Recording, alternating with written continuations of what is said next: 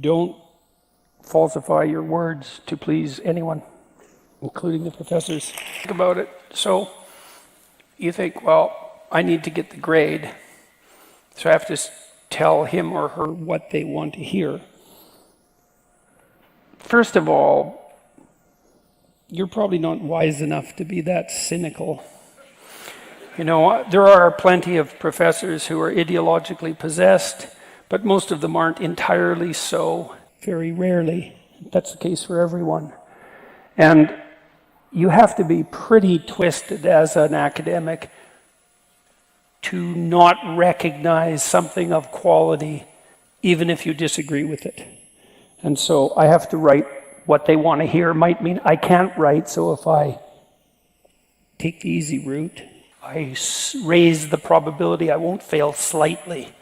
And that doesn't justify your cynicism. It just means it's direct outward instead of being direct inward, which would be the proper thing to do.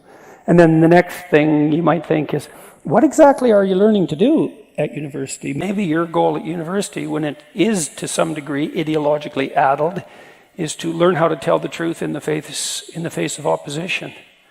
And maybe if you practice doing that for 4 years, you really get an education. And that's highly probable. Like it's kind of a tough route, you know. I'll tell you a study. This is kind of an interesting study, because people think they can go along to get along, and why make waves? And look, you don't need unnecessary enemies, and you don't need more trouble than generally comes along. But imagine you bring people into a lab and you give them an inventory of political opinion, and maybe they have a particular opinion on something like immigration policy. Maybe they're more for open borders, maybe they're more for closed borders, whatever.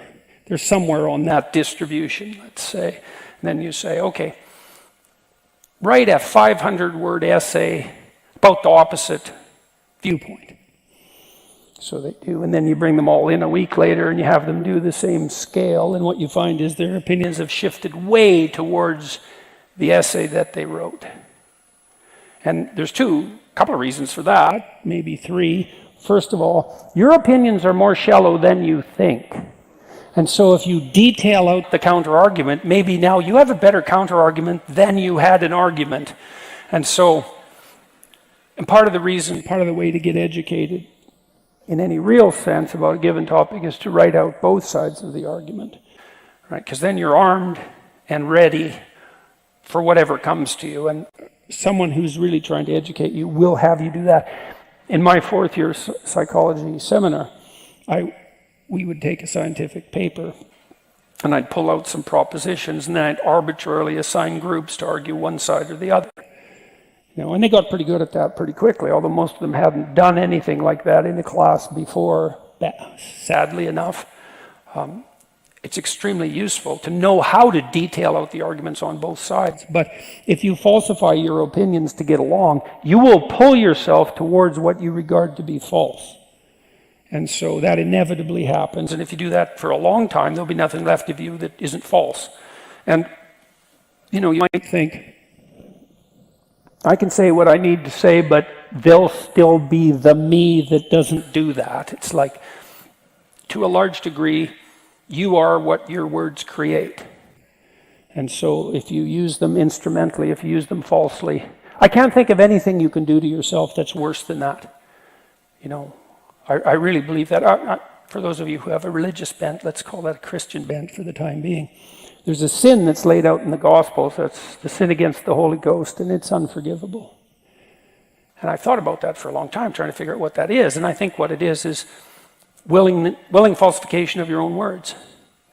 Well, you can't recover from that because, first of all, you make yourself false, and worse, you compromise the process by which you adapt. You know, there's an idea that's deeply embedded in our culture. It might be the most fundamental idea, which is that the divine word creates what's good. And that's really true.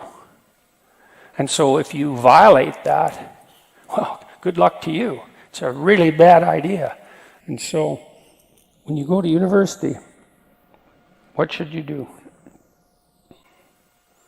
Learn to write. Write about what's important. write truthfully, right? Diligently. This program Tammy talked about that my son and I have developed, along with some other people. I looked at how I wrote, because I've written a lot.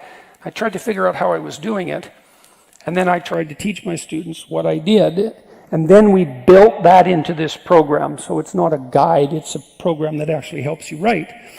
And so if you're writing, well, first of all, you want to write down what you think about something. Maybe you have to do some research, and maybe you need to write twice as much or 3 times as much as you need. So you just get it down, bad first draft. Get down what you think, and then you get rid of what's not good. Shorten the sentences, throw away the second-rate thoughts, cut it. And what do? You look at every word and you see, is that the right word? You look at how the words are put together in phrases. Is that the right phrase? Do the phrases link together to make a sentence? Does the sentence have an idea?